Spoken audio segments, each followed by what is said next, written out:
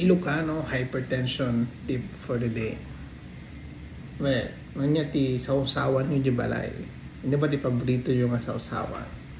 Soy keng kalamansi, bagoong met keng kalamansi. Tapos ti isawsaw yung di ka talong na naprito or nga pa daing. No, ti problema gamin mo kasi ti breakfast tayo. Una pa ng early morning nga breakfast. Nangatuunay ti asin na. Nagapgad, di ba? Nagapgad. Problema ti naapgad, bawal dagay ti adati alta pressure na. No, amo tayo nga pa, adati alta pressure tayo kun kasi ti breakfast tayo. Siyempre, gisip-isip tayo.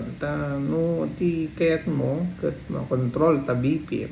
Tapos, kinanayon kasta ti makan nga hangkanan nyo. Ang talaga nga maagapan ta alta pressure nyo. Tagamin, ti asin, aditi agpapangato ti presyon, ta ag-ala data ti danom.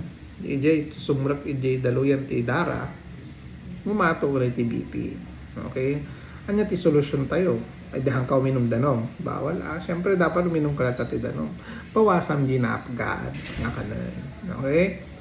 Iwasan mo masyadong maalat. Ubus na yung Ilocano ko. Iwasan mo masyadong maalat kasi yun talaga yung magiging nagpapalala sa iyong karamdaman. Low salt. Ang usually technical term namin doon, at least 1,500 milligrams of sodium a day lang. So, gano'ng kadami yun? Isang kutsarita lang ng asin. Yun lang yung available. Sa buong araw na po yun, no?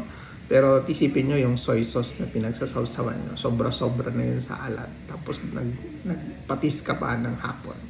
Or nagbagoong ka pa. So, hinay-hinay po tayo doon.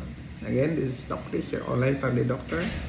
Sa mga Ilocano dyan, stay healthy.